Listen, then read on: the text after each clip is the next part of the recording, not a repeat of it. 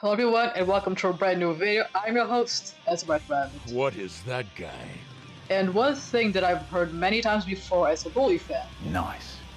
is how Broly is misunderstood and how people misinterpret his first movie and Broly as a character.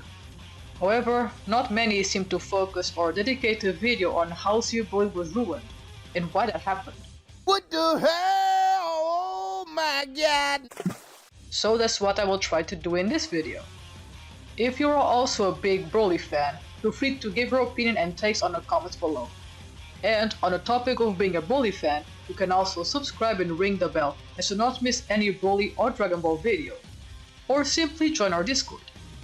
So before we can address what ruined Broly, we have to understand the character of Broly, his overall story and motives.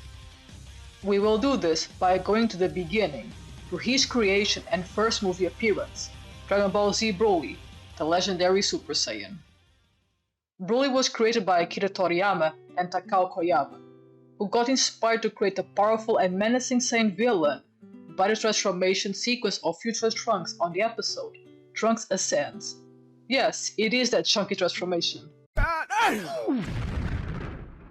During Broly's design concept, it is hinted that he may or may not have a tail. It is up to people's interpretation.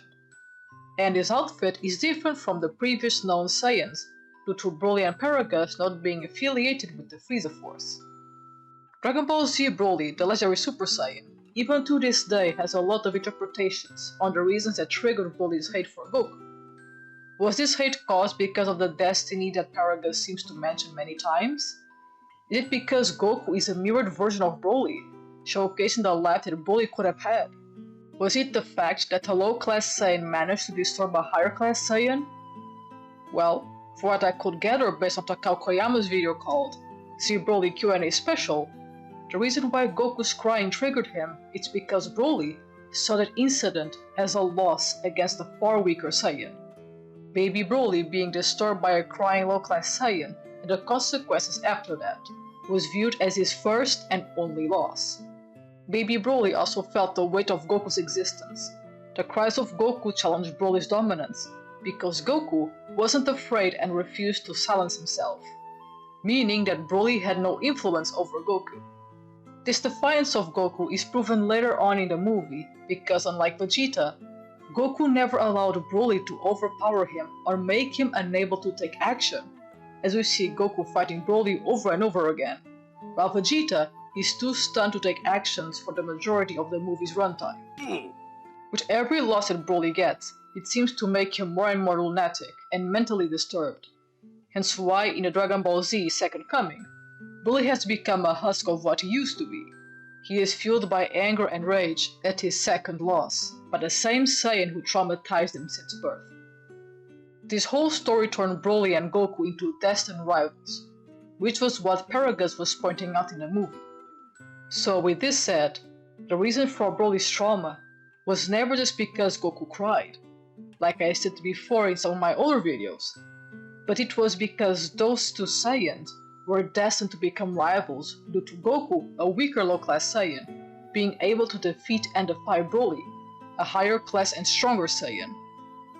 We also can add that everything that happened after Goku's cries didn't help Broly's case, like him being stabbed, tossed to rot away, and living under Paragus' control, causing even greater mental damage to Broly, creating a big desire to put that trauma to rest by destroying Goku and everyone dear to him, basically paying back from all the damage that Goku caused him.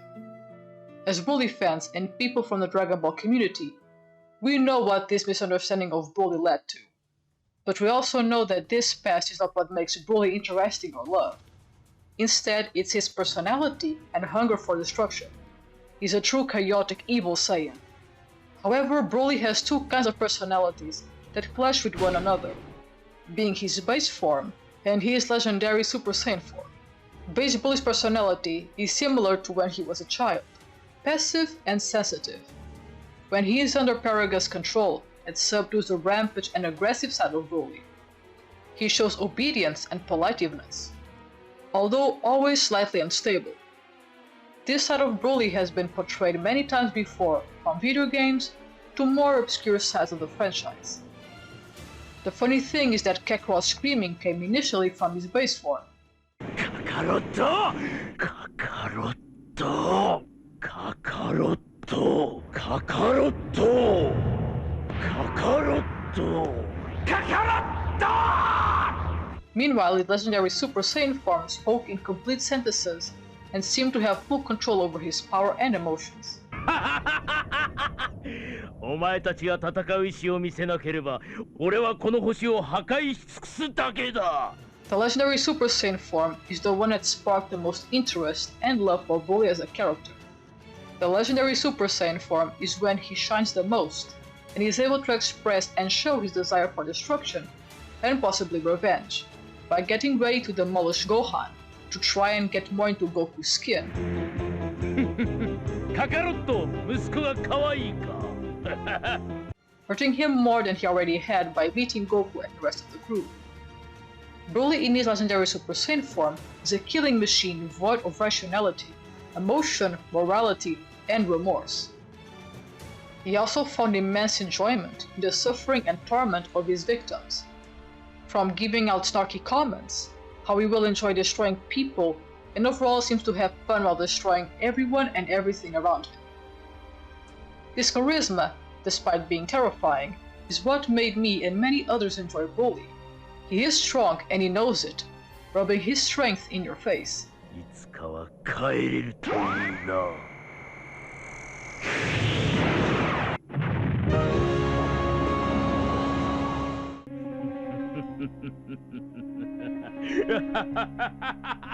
But as we know, this more eloquent side of him is not shown as much as we would have hoped, and this is where the ruin of Broly came from. In the Dragon Ball community, not a lot of people were able to see all these connections when they watched the first movie. They interpreted the story as they saw it. Goku cried, and that triggered Broly, and made him angry.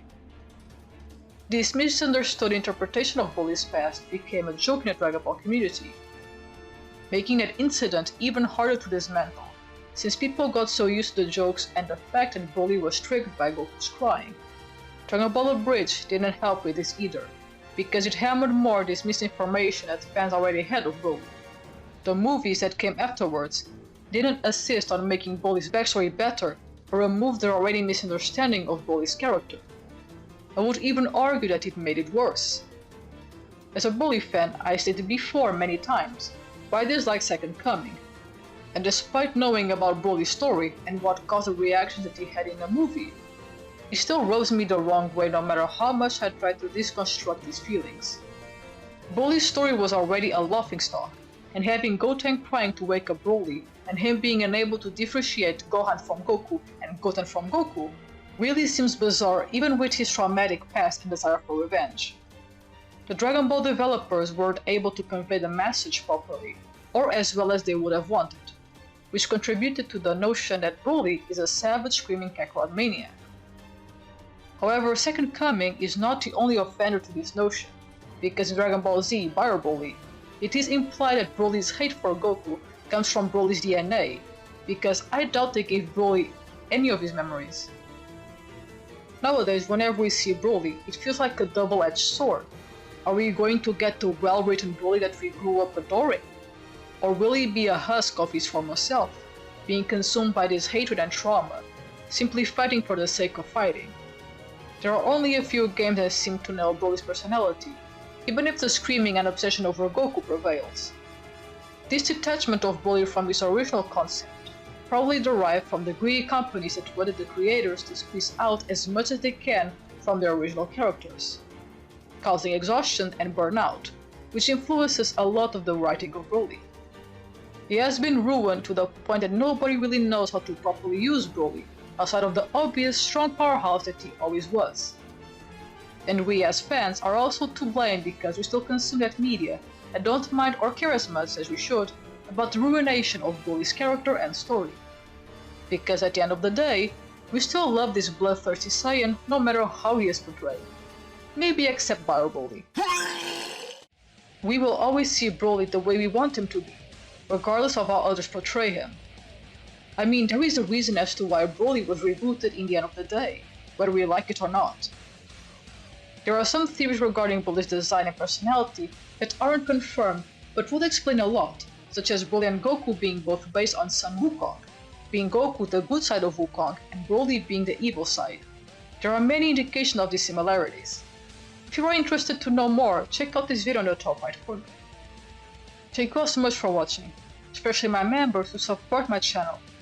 If you don't want to help monetarily, you can always just click the subscribe button and tickle the bell to not miss any single video. That's all from me for today, and I hope to see you all on my next video short stream, so stay tuned for that content, my friends.